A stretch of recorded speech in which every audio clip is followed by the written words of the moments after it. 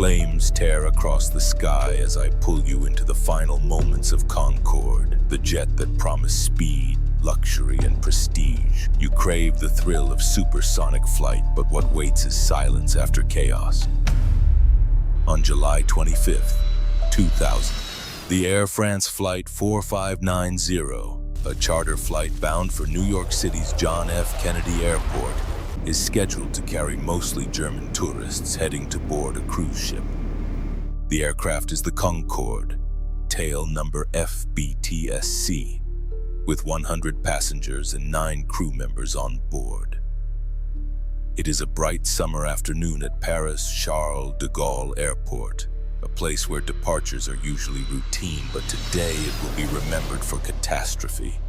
The Concorde is unlike any other passenger plane, slender, needle-nosed, with the ability to cruise at twice the speed of sound. For over 2 decades, it has symbolized wealth and technological pride. Only a small fraction of people on Earth have ever flown on one. The passengers boarding Flight 4590 know they are about to experience something exclusive, a flight time across the Atlantic cut nearly in half.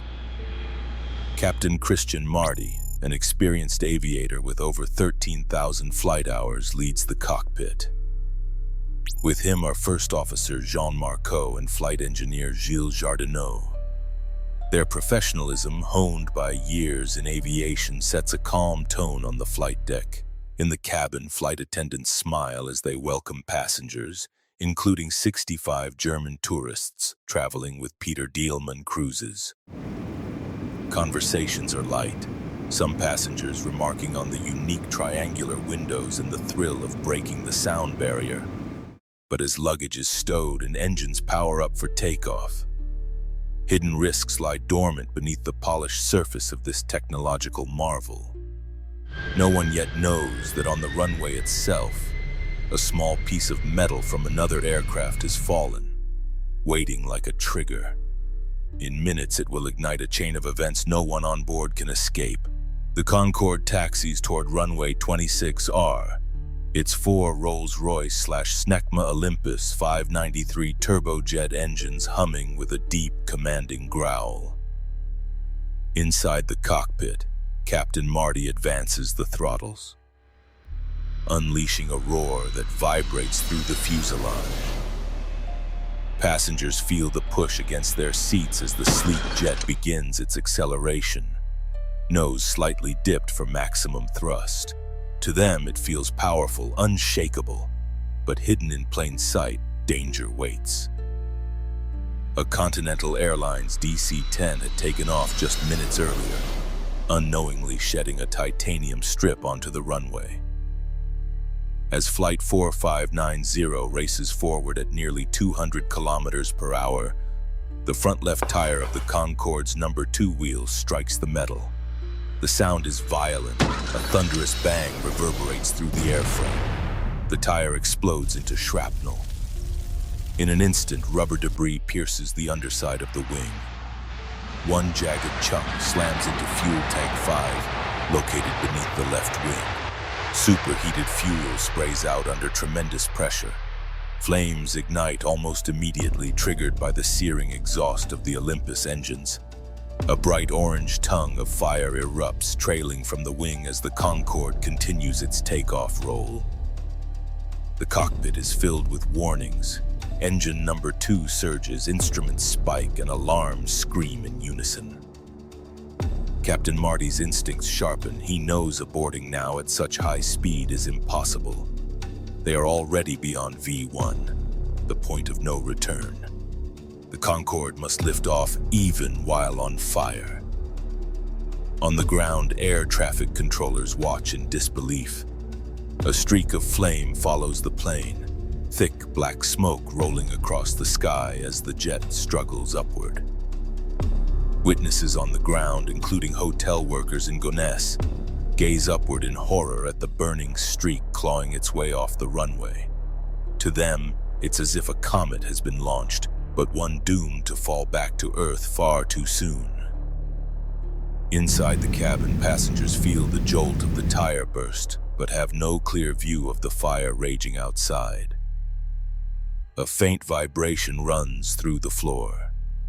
Some glance nervously at the windows, noticing smoke streaming past, while others remain unaware, believing the noise and shake are simply part of the Concorde's famously thunderous takeoff.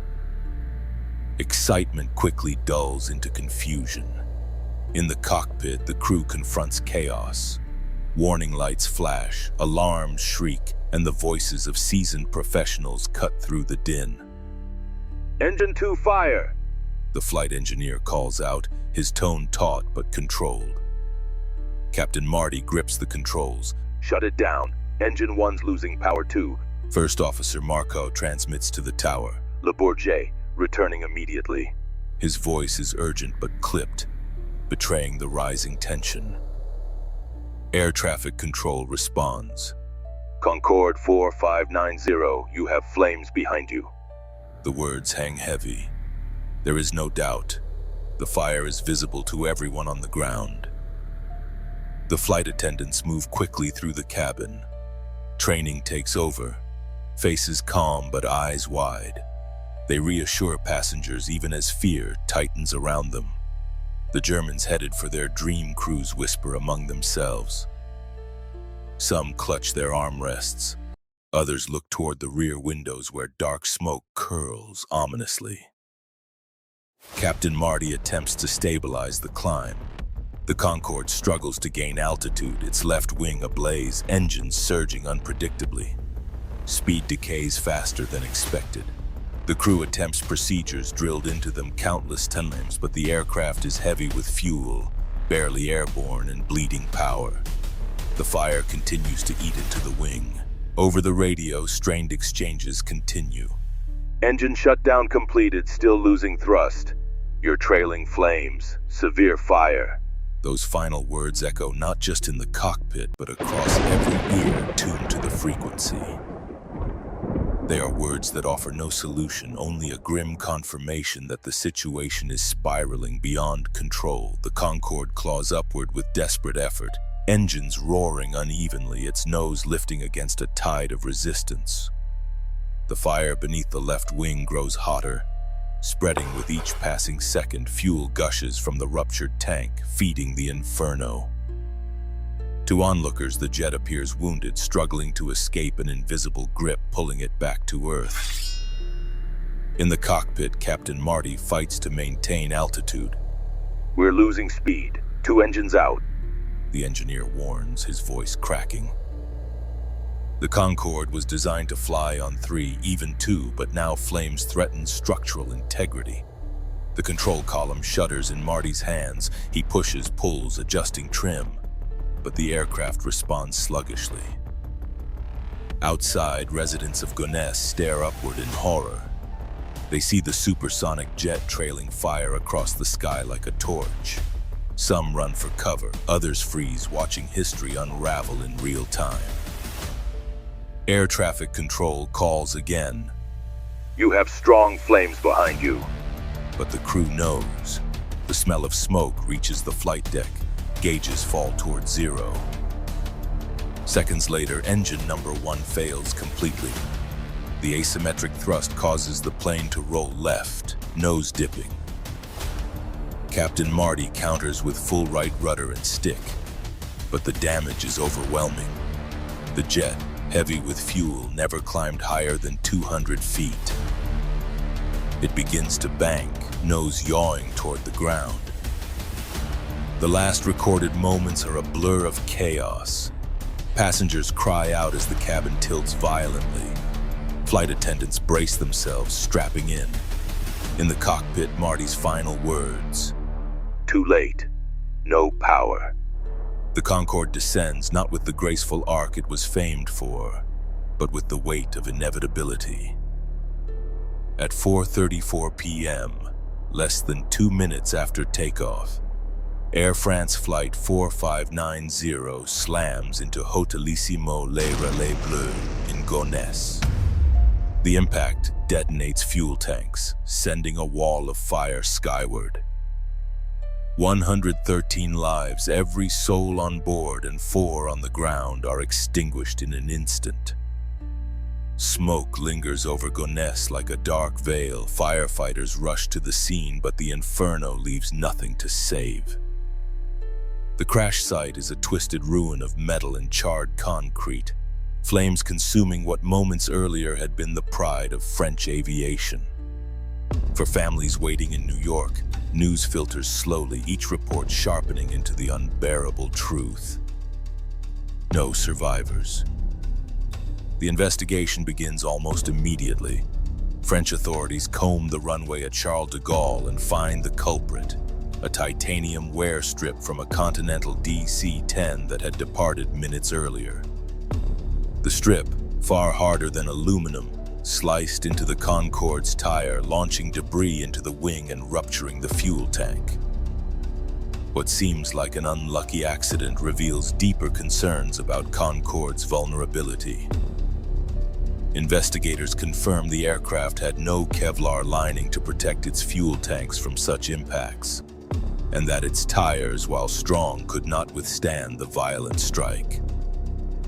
The findings reverberate worldwide. The Concorde fleet, already iconic but aging, is grounded for over a year. Engineers rush to fit reinforcements, new tires, and stronger tank linings. Yet public trust has been fractured. The crash is not just France's tragedy, it marks the decline of supersonic passenger travel. Concorde returns briefly to service in 2001, but rising costs, dwindling demand, and the shadow of Flight 4590's destruction seal its fate. By 2003, the supersonic dream ends. For the people of Gonesse, the memory endures more vividly.